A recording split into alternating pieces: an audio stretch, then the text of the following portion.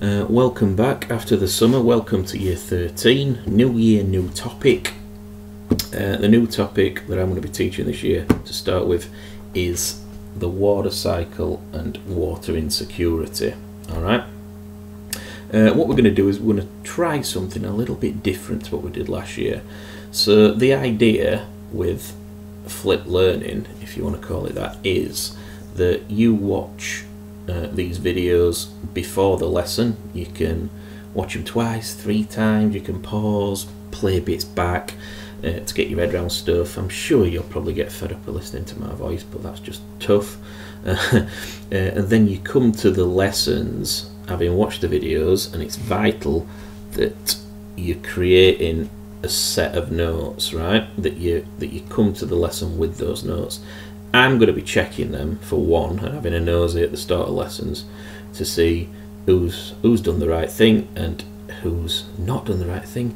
And you know me by now, folks. Number one, if you don't do it when you've got a full week, I'm going to be A, very disappointed, B, very frustrated, C, probably irate, and I'm going to put a lot of thought into thinking about how can I persuade you not to make those terrible decisions for next week. So there will be some kind of punishment, yeah, I guess that's the right word.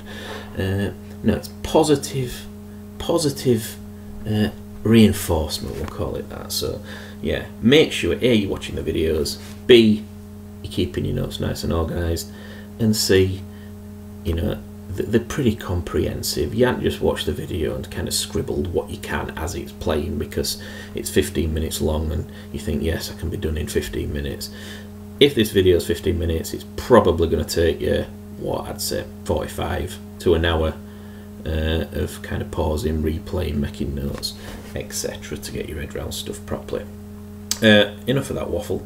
Right, let's kick. Well, what I'm going to do, first slide for these video lessons, I'm always going to have the spec page of what the video links to, so so you know that I'm doing my job properly and teaching you things that the exam board say you've got to know. Yeah. So today's lesson 5.1 from Key Area 1 is all about the water cycle at a global scale, right? So today's lesson is we're thinking at the planetary level, planet Earth. Yeah. In future lessons we'll be kind of zooming in a little bit to a more local scale or regional scale and looking at drainage basins and different rivers and what affects rivers. But today, think big, think the planet. On the left hand side, by the end of it, these are all the keywords that you should be able to define and should be in your notes with the keyword and their meanings. To start with, we're going to see how we go. I'm not going to tell you how to make notes. You know, different people have different ways of doing it. One possible way you might want to do it is to put your key terms, I don't know, in a box or down the left hand side of your page in the margin. Yep. But I'm going to have a look at how you guys kind of organise your notes, and we'll see what works, and we'll have a bit of a chat about that in class. So lesson objectives, and what do you need to take away from this before you come to class? Yeah. Understand why a global water cycle or hydrological cycle is a closed system. To be able to name the 4 key stores and quote a bit of evidence so we can compare the stores and we know how significant they are in comparison to each other. We're going to be able to at least name and have a bit of a grasp of different key processes, flows and transfers of water within the water cycle at a global scale. Alright? We're going to understand what drives the water cycle at a global scale. So why does water move between the oceans, the atmosphere and the land? Why doesn't it just stay in the oceans? Yep, so there's a couple of key drivers that we need to be able to explain. And then if we're thinking in terms of why the water cycle's kind of important to people on Earth and what issues it might bring up, then understand why some water stores are not accessible for people. Yeah, so we just can't use vast amounts of water on this planet for different reasons. And then finally, as well as quoting some evidence and numbers and percentages, we also need to be able to get confident with naming In this case, we're going to have a couple of examples of aquifers and underground water stores that I want you to be able to name. Alright, okie pokie. Right then, I mean, that is a graphic showing the hydrological cycle at a global scale. You know, if you Google just global hydrological cycle, there's a gazillion and one graphics I could have used. I've just picked that one at random, really,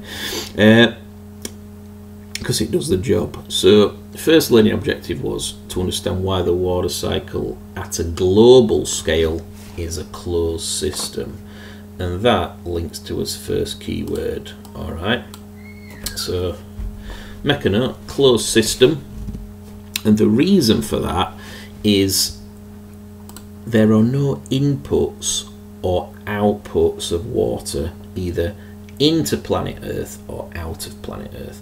So it's in balance. The amount of water that has always been on Earth is still there today, it's the same, and it always will be. Alright, so water is not lost or gained from planet Earth. But what it does do is it changes state between the stores. And what I mean by that, if we just have a look at this graphic, we could store anywhere because it is a cycle, so water moves and cycles around the planet. So if we think a liquid store, which is the ocean, salty, how does it get into the atmosphere? Well, it's through a key process of evaporation. Alright, how does water get from a gas and water vapor in the atmosphere onto the land? Well, it's through condensation and precipitation. Yeah, so it's a closed system because no water is lost or gained. It just changes state between liquid, a gas, and if it freezes, then it's either snow or ice. Alright, so that's why it is a closed system. Now, there are two drivers what keeps the water cycle cycling, if you like, and there's a clue in this graphic, and it's the sun. Alright, so it's solar energy from the sun is one key driver. It's the power that drives the water to change state and keep cycling, and the other one is gravity. So if it rains in upland areas or mountainous regions, gravity takes over and that water eventually goes downhill, right? Because believe it or not, folks, water does not flow uphill naturally. Alright, gravity takes it downhill. So you should have learnt already, it's a closed system, and why, and the two key drivers, solar energy and its gravity. Alright, right folks, next thing to think about is how water is stored on the planet. Alright, so this graphic shows several different stores, and we can break that down even further and kind of look at soils, vegetation. Water's even stored in our cells, but if we're thinking at a global level, there are 4 key stores. Alright, so you need to be making a note of this. Give it a subheading, 4 key stores. The first one is the oceans. Obviously, I think 96.5 to 97% of all the water on this planet is ocean water and salt water. Alright, now if you've ever been to Skegness, Magaluf, San Antonio Bay, Miami, wherever, and you've been swimming and you've got a gob full, you'll realise a couple of things. One is that it's salty, and 2 is that if you drink it, it will make you very ill. Alright, so that is the largest store, 97%. The smallest store is the atmosphere. Alright, so here we go. Bad highlighter there, pants, I'm not used to using that. Yeah, the smallest is the atmosphere. So water is found as water vapour and a gas and clouds in the atmosphere. That is the smallest store. Now, The next store, which is the second largest, is water found in the cryosphere, which is a key word. So another key word, cryosphere. And what the cryosphere is basically water found as snowpack, ice or glaciers. And that is a significant amount. Alright, and we're going to look at some figures in a bit, but just for now, just put them in rank order. Ocean's the largest, then glaciers, ice sheets, snowpack, water found in the cryosphere. Thirdly, the third largest store is water found on land. You might also hear this being referred to as kind of terrestrial stores. Terrestrial just means land-based, and we can split that up a little bit further, because if you look at this graphic, you know, two things primarily can happen to water when it hits the land. One, it can stay on the surface and be defined as surface water. So water that pools on the surface, found in lakes and river channels, would be surface water. Or it can, through some different processes like infiltration and percolation, it can make its way into underlying soils and underlying bedrock. Alright, and we're going to refer to that as groundwater. So the four key stores: 1, oceans, 97% of all water on Earth. 2nd, glaciers and ice sheets. 3rd, land. 4th, the atmosphere. Yep. Right, a couple of other keywords. First one we're going to look at is water transfers or water flows, and again some of them are shown on this graphic. The definition of a flow or a transfer is just how water transfers from one store to another. Alright, and there are 4 main types of transfers.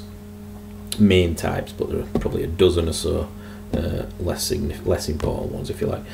First one is precipitation. So, when water cools, when water vapour, is a gas in the atmosphere, cools and condenses, or might even freeze, it turns into precipitation. Alright, that's one way. The second way is when it changes from a liquid into a gas and it evaporates.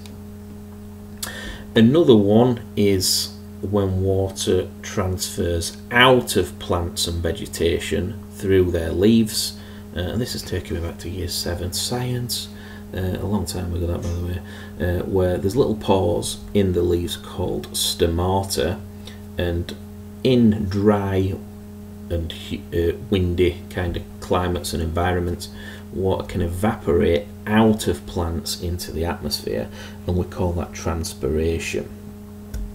And another one is vapor transport in the atmosphere. Alright, but a flow or a transfer is just how water moves or transfers from one store to another store. Yep, there are others as well. Right, now a distinction between a transfer and a flux. A flux is, the meaning of the word is pretty similar to what transfer and a flow is. The only distinction is, if we refer to the word flux, then we're sort of taking into account the rate of flow between the stores as well. Yep. So if you look at this graphic, the greatest fluxes are over the ocean. 426 for ocean evaporation, 386 ocean precipitation. Alright, compare that to your kind of land-based fluxes and you can see they're a lot lower, right, in figures.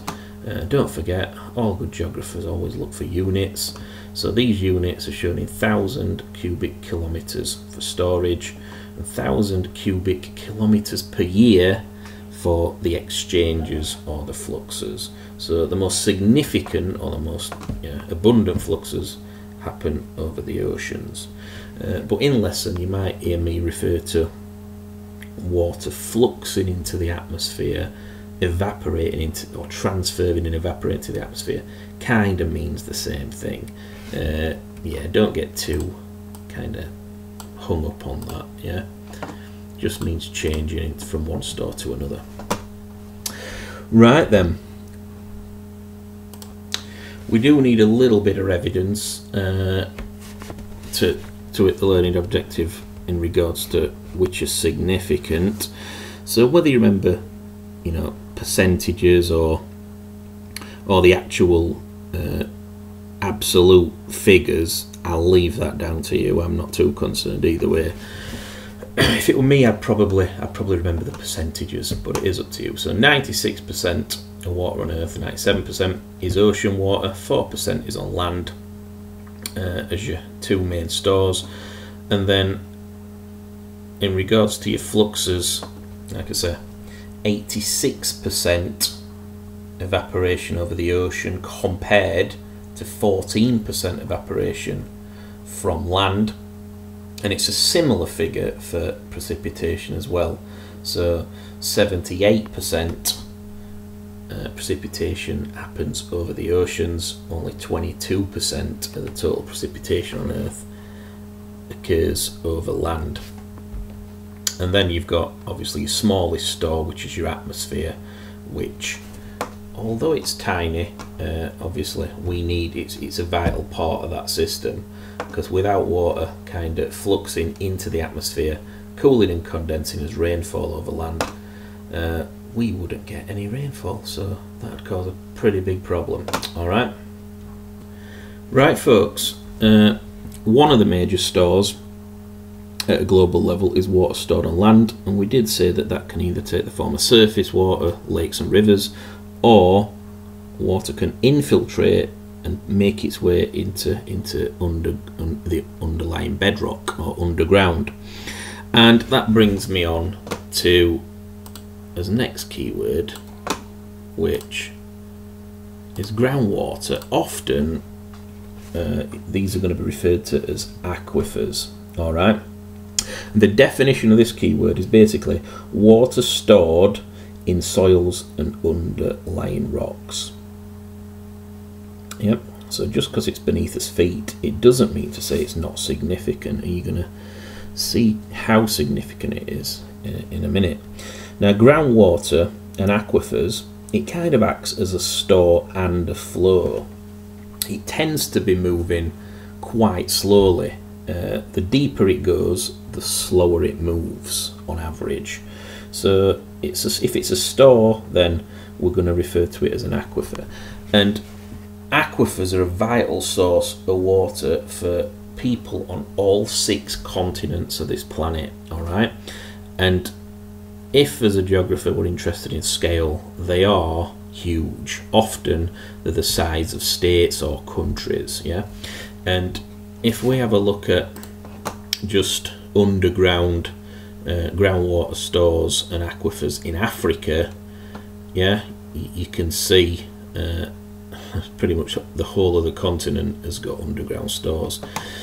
The key refers to how deep they are. So one famous one that I want you to make a note of as an example is found in North Africa, just where I'm putting the cursor, underneath the countries of Libya, Egypt, Sudan, and I think it's Chad. But yeah, if you just remember, Libya and Egypt are 2 big ones.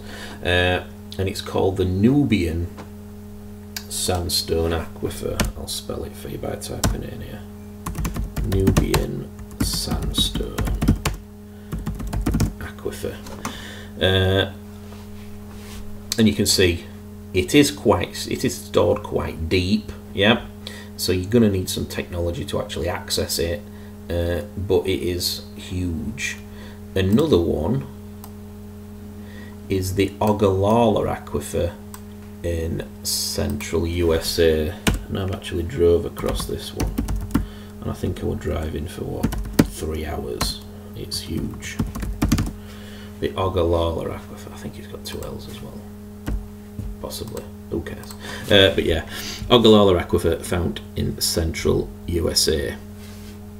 Alright, that brings me on to my next section, if we look back to his learning objectives, we should be able to explain why it's a closed system at a global scale, name the 4 key stores with some figures and numbers, getting familiar with some processes, flows and transfers like evaporation, condensation, precipitation.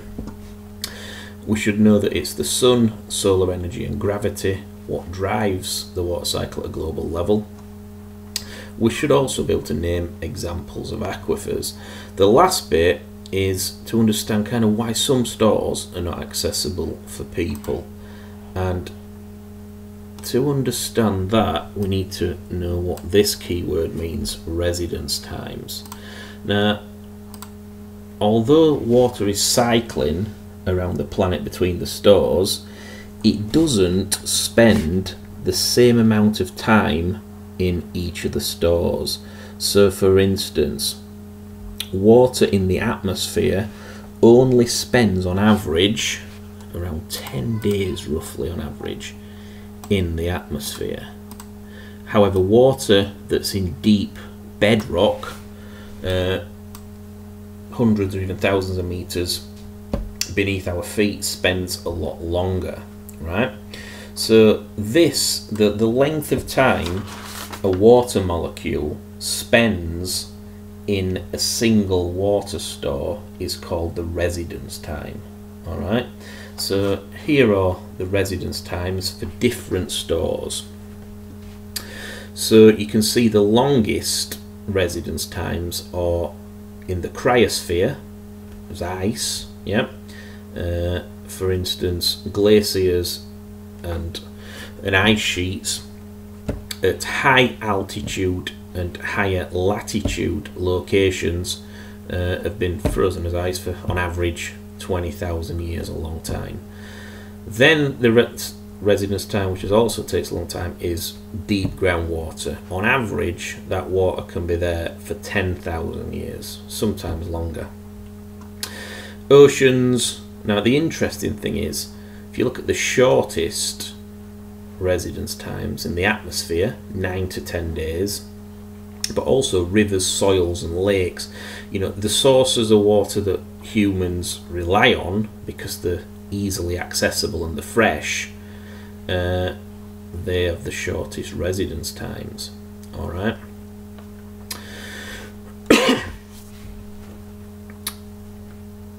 So yeah, if you look at this point at the bottom of the slide as well, the residence times of water indicate that processes affecting water in the atmosphere, so your two processes of precipitation and evaporation, are the most dynamic. All right, so that means it's changing the most often, yeah. And if you visit, go stand in the middle of the Amazon rainforest, 12 p.m. Every day, you will see that in action. Water is evaporating, it's very humid, it rises, it cools and it condenses, and it rains every day. So that's happening on an hourly, daily basis, yeah? And it's these two processes which mainly drive floods, droughts, and levels in rivers and lakes. All right? Yeah, so just make a note of your two longest residence times and your 3 or 4 shortest, yeah? Right folks, new subheading and a keyword as well, the global water budget. Now the global water budget, the definition of that just means all the water held in the stores and the flows at a global scale, right? And we're just going to have a look at how this breaks down, yeah? So this pie chart does a decent job at showing that, and you can see why this is of significance for people, and understanding, well, actually how much water is accessible, easily accessible for people. And it paints a pretty grim reading, because if you look at the first pie chart, 97%, as we talked about earlier, 97% is salt water. You can't drink it, it makes you poorly, so that's ruled out straight away. Leases with 3% fresh water, right? Whether that's ice, land or underground or on the surface. If we follow that 3% down a level to the second pie chart, 79% of that 3%, so 79% of the fresh water, is tied up as ice caps and glaciers. Again, not much use to us until it melts, alright, which can happen in spring and summer in some parts of the world. So their supply will be very seasonal, right? But yeah, just because it's ice and glaciers, don't think we can actually use it, because we can't, it's solid. 29% is under the ground, as in aquifers. Some of that will be accessible, some of it won't be. If it's deep especially, it's more difficult to access. So there's some countries in Africa what have got these huge aquifers right under the feet, but they can't access them, alright? Another point with groundwater and aquifers, if you make a little note of this, the problem with it is they take thousands and thousands of years to recharge, alright? So if we're abstracting or taking out that water faster than what they can recharge, it's not sustainable. So that's one problem with aquifers and groundwater globally, and relying on it as a supply of water. So then, of this 3% fresh water, massive percentage is tied up as either ice in the cryosphere or groundwater. That leaves just 1% of the 3% available as surface fresh water, which makes up lakes, rivers, soil moisture. Alright, and one little fact for you, let me just get this right with a number of zeros. Rivers are the main source of surface water for people, but make up only 0.007% of the total water on Earth. Alright, so obviously we need to manage it effectively, otherwise we're going to be in trouble. Some people are going to be in trouble that suffer from water insecurity issues. Final keywords: difference between blue and green water. Right, so blue water is the visible part of the water cycle that humans can use. So it's water found, simply put, in rivers and lakes. Green water is the invisible part of the water cycle, such as water stored in soils and plants. Alright, still important, but it's important for the physical kind of functioning of the system, but we can't actually see it as easily as we can blue water. And I'm going to add another little one in as well to finish this video on, because it was on the old spec and it doesn't seem to be on the newspaper, it might come in handy later, is grey water. Now grey water is polluted water. So when we think, you know, not every country but quite a few use their rivers and lakes as basically dumping grounds. You know, they pump raw sewage into the rivers. China had a big problem with kind of heavy metals being put into rivers, pesticides, fertilizers, raw sewerage. If you go to the Ganges in India, the river Ganges is kind of treated as a religious kind of feature, so people cremate and put dead bodies in the river. I mean, cultural thing, religious thing. If you go to Rotherham, Asda, at Dalton, then you're probably going to see burnt out cars and shopping trolleys in the river. So yeah, people, you know, across the planet probably haven't got the best record in kind of river management, if you like. So any polluted water that we can't use we'll refer to as grey water. Alright folks, so what should you be able to do really? Well, you should be able to explain why the water cycle is a closed system,